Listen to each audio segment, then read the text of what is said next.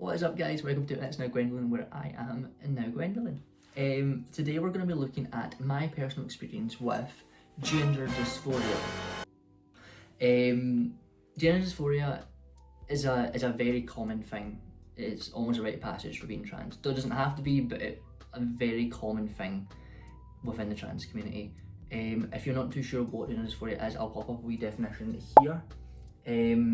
But essentially it's lack of euphoria in your chosen gender. So for me, being a mab, I get dysphoric at some things that are very male centric or very male orientated, because I kind of have to do the male part of things, or I did, or I thought I had to, as a way to do that. But obviously as I've started to transition, I've kind of started doing more female typical things, and that comes with its own kind of euphoria, which is fine, like there's nothing wrong with that.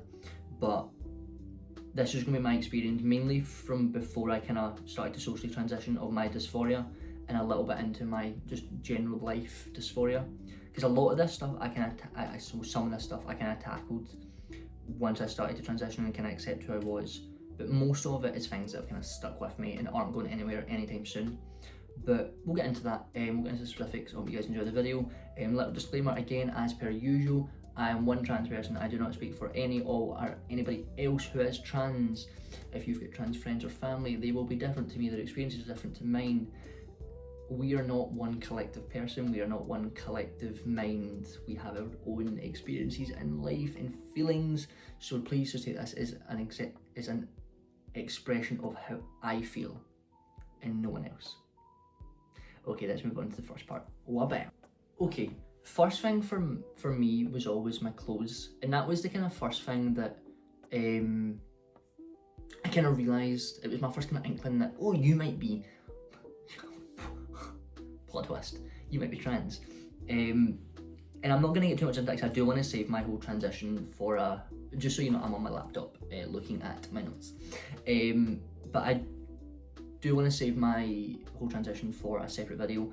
But essentially I started off cross-dressing or being a femboy very privately, but like up until that point I have very frequently said the sentence, oh, I wish I was a girl so that I could wear insert female clothing here. I know, right? Yeah. But for me, I hated that, like, how limited I was. The idea that I was always wearing joggies and a hoodie. It's a very social thing, but it made me very dysphoric. It felt like it was the only thing I could wear. It's the only thing that I felt kind of comfortable in, because it didn't show much. I was very hidden. But it was only when I started kind of wearing more crop toppy stuff and doing what I actually wanted to do. Initially, with my cross-dressing phase, it was skirts. Always a skirt, never not a skirt. Always a skirt, thigh highs or fishnets. That's what we got, that's what we did. And that made me feel very euphoric, because I was dressing like a girl with bad taste, girl nonetheless. So one thing that used to give me a lot of gender dysphoria was clothing, specifically guys' clothing. And there is some days now where I do just chuck on joggies and a hoodie, or jeans and a hoodie. But that's because I'm a lot more comfortable in my gender. Because I was at a point where I was like, I have to look feminine every single day. Can we get a wee fucking outfit check? Bam! You must look feminine every single day. You don't have to. The issue with being feminine, dressing feminine, and being trans is that when a cis woman wants to have a chill day and just wear hoodies and joggies, they look like a girl in hoodies and joggies. When I want to have a chill day and wear hoodies and joggies, I look like a man in hoodies and joggies, and that makes me dysphoric, because no matter what clothes I wear, I'm going to look like a man just now. But that part is a big dysphoria point for me. That's the bit that really makes me like, oh, because like, although I personally don't care, I socially care, if that makes sense. Like in my room it doesn't bother me, but if I go out in public and just joggies and a hoodie, I know nobody's staring at me, but I feel like everybody is, because I wear makeup and I try and present as feminine as possible, or I act feminine, but I'm dressed like a man, so it's a weird one for me. And this is gonna be how most of these are like, where I'm gonna really struggle to describe it, because it's hard to describe a feeling that you're not fully sure on yet. But fuck it, we will. Next. Okay, these two kind of tie in. I've got written down here, I've got body dysmorphia and like zoning out in the mirror. So what I mean by both of them is, one, all my life, especially from like the age of like 13 upwards, I've looked at my body in the mirror and been like, ew. Ew. No matter how skinny or buff or jacked, like I'll insert a photo of me at my buffest here, but that's what I used to look like when I was really trying to go to the gym and I was trying to look manly. That's what I looked like when I was trying to do that, and this is what I look like now. But even at this, I didn't like it. I didn't look good. Not my eyes. I thought I looked ugly. I didn't like it. I'm 5'10". I've been 5'10" at 70 kilograms. I've been 5'10" at 50 kilograms. And throughout that full scale, I hated the way that I looked. I just hated it. And I can never understand why. And it was only after I kind of realised like my gendery stuff that, oh, it's not an issue with muscle. It's an issue with proportions and how people view me and what I see when I look at myself. And that was when I started to, again, really address my gender. But my body's always been a point of contention, because as much as I want to be strong, it didn't matter how strong I looked, how weak I looked. What mattered is that I looked like a man.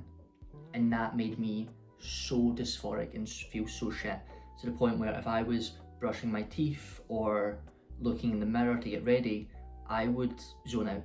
I would see myself and I would look at my body and I would critique everything, and I would just go into this very zoned headspace, to the point where I would be standing in front of my mirror to brush my teeth, whatever, for like 20 minutes. And it actually led to me going for a little bit of a depressive episode of not brushing my teeth, because my little ADHD brain, I need the mirror to brush my teeth, but looking in the mirror makes me feel very shit. So I didn't, and that was a very disgusting part. It was maybe 2 weeks where I was just eating chewing gum, and that was the way that I kept my breath healthy. It was bad, I don't recommend it, but it was only after I was like really trying to get myself together, I was like, I really need to, I can't let this become something that I become attached to, this kind of bad habit. But I hated it. It sucks so bad. And sticking on the topic of body dysmorphia, I don't want to get demonetized, I don't want to get YouTube to take this video down, but it's my I don't like it. It's there, I don't like it.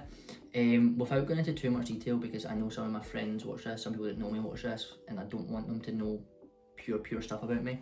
But certain activities, no longer something that I can do, no longer something that appeals to me, no longer something that I want to do. Things like showering, as much as I love a shower so much, and my parents can testify to that, I hate having eyes and showering. If I'm showering, I need to watch where I'm looking, because if I look certain directions, I kind of spiral. I kind of see it and I'm like, oh, I just can't. And it really bothers me that it's there. And surprise, it took me so long to learn that I was trans. No, but it really bothers me that it's there. And that's all, it's been like that for the past maybe 3-4 years. Despite the fact that for the past 3-4 years I've been doing stuff that would be described as sexually active. I wasn't thinking about it, it was just there, it existed part of me. It wasn't something I enjoyed, it wasn't something I liked, it just wasn't something I disliked. But it was only once I kind of started critiquing myself and realising, oh, you're transgender, that it became a lot more apparent as a part of me. When I try and dress certain ways, when I try and look certain ways, when I try and wear certain parts of clothing, and it's in the way. And it makes me feel so shit, because it goes back to my dress sense of, it limits what I can and can't wear. And that makes me feel more dysphoric, because I feel like this certain way, I want to be this certain way, but I can't, because I'm being physically stopped. And this time it's not a social issue, it's a physiological issue. And that sucks. But hey, girls got bigger dick than you. But right, okay. Next one, again, kind of carries over to the body dysmorphia part, but it was my lack of my lack of them. So I use like little buds. I've spoken about this in a different video, but unclockable bra buds, not sponsored, just really good. Go check them out. I use them to make me feel a little bit less dysphoric. I use them to amplify my body set in a certain way, because for me there's a big difference between this and just having none, and I prefer this. It makes me feel more confident, it makes my outfits feel better, it makes me feel more like how I want to feel, and also gives me a reason to wear a bra, because I don't actually need to wear one because I don't have boobs yet. But it gives me a reason to do all that stuff, and it makes me feel a lot more comfortable in my body. It makes me feel like my body looks slightly more how I want it to look. So although this is a point of euphoria, it's not having these, which is a point of dysphoria, and it really makes me hate looking at myself topless. So even if I'm wearing trousers and I can't see the bottom part that's making me dysphoric, there's still this. So the only way I don't feel dysphoric is if I'm doing this with a towel, holding a towel up so everything's covered and I've got my hat on. And then I feel great, that's when I feel great. But there's not much you can really do there, is there? Apart from HRT, going to start that soon. I say soon, like 5 months, but it's there. Next, bye. Okay, this one's a little bit weird, so bear with me. Not everybody, not every time, not every group, but group names as in like when people say troops or lads or guys or gals or whatever. The more masculine ones didn't hurt me, but the feminine ones made me feel better. So a lot of my dysphoria came from the fact that I'm potentially a little bit gender fluid, more leaning trans femme, but I identify as trans femme. But when people say like queen or gal or all this stuff, that makes me feel euphoric. Whereas when people say dudes and bro and all that stuff, it doesn't make me feel dysphoric, it just makes me feel what-phoric. And in the middle, my shadows are all off here. Can we? It just makes me feel like meh. I'm just here. This is gonna really bother me. Whoa, that is.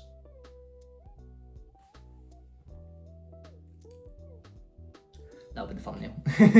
You don't need to have euphoria to feel dysphoria. You don't need to feel dysphoric to feel euphoric. Like, it's a very weird thing of like, just because you're not this doesn't mean you are this. So those kind of names, those kind of group titles, those kind of group, like here, everybody listen to me, or I'm trying to get everyone's attention, or I'm identifying everybody in this varied mixed selection.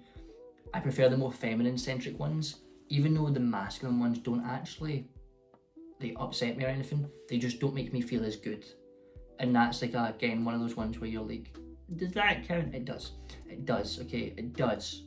Next. Right, okay, I've went through all the main things, so I'm just going to kind of summarise and recap and talk about my particular experience and how I kind of like deal with it and what I've learned from it.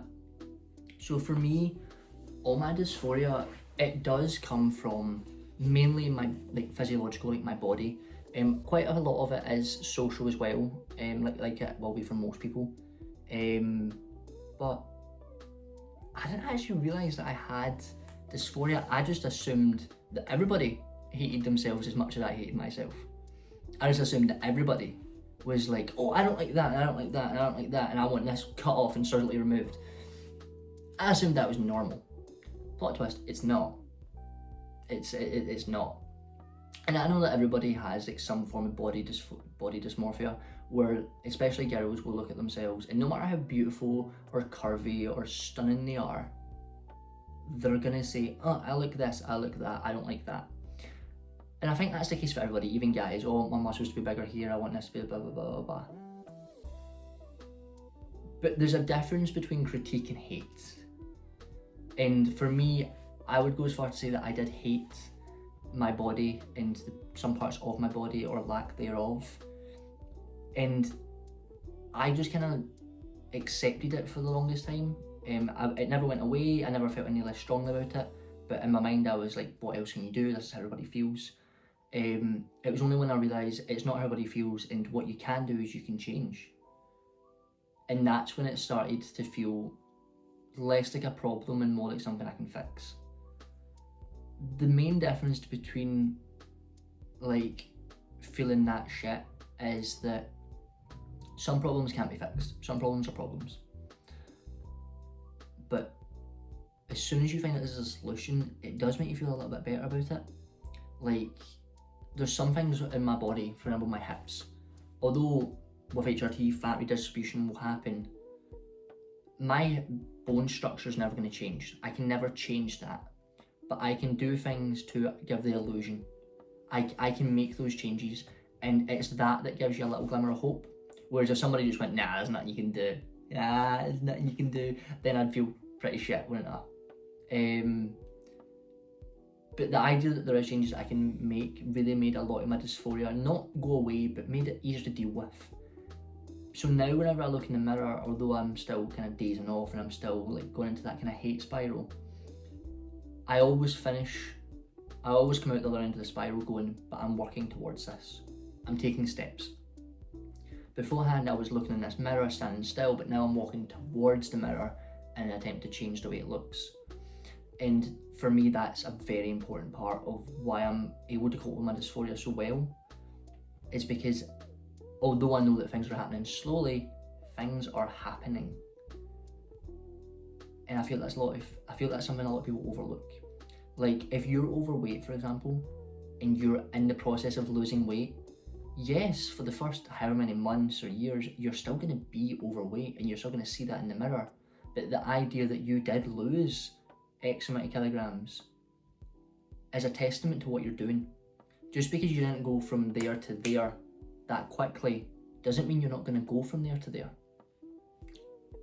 I started this as a confused man, and right now I'm a confused transgender woman, and eventually I will be a structured woman, but it's not a 1 to 2. It takes time.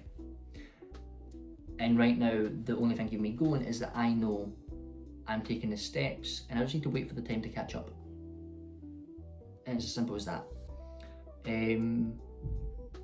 But on my dysphoria, honestly,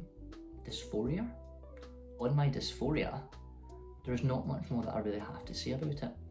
But I do want to speak to any trans people or gender fluid people or anybody listening, or even just cis people who are listening, that just because you don't have dysphoria, just because you don't hate yourself, doesn't mean that things are set in stone. If you want something changed, you can change it. I did write a poem, and it's one of my favourite poems called Transition, and at the end of it, it's probably my favourite line that I've ever wrote, which is, I don't have to hate myself to understand that there is a better way to love myself. And I hope that resonates with anybody watching, because it's so true and it's something that you should really strive to remember. When I started my transition, I didn't think that I had dysphoria. I didn't think that I hated myself as much as I realise now that I do. But I still wanted to transition, because although in my mind I said I do not hate myself, I'm very neutral, I know there is a way that I can love myself more. And I am in those steps right now. And I am pretty fucking happy. Despite the man in Glasgow today that tried to fight me. That's a topic for a different day. But all's well that ends well. I just want everybody to know that dysphoria is normal. People can do whatever the fuck they want, and if you feel unhappy, do your best to make yourself happy. So I just want everyone to remember to be you, have fun, and explore. Goodbye.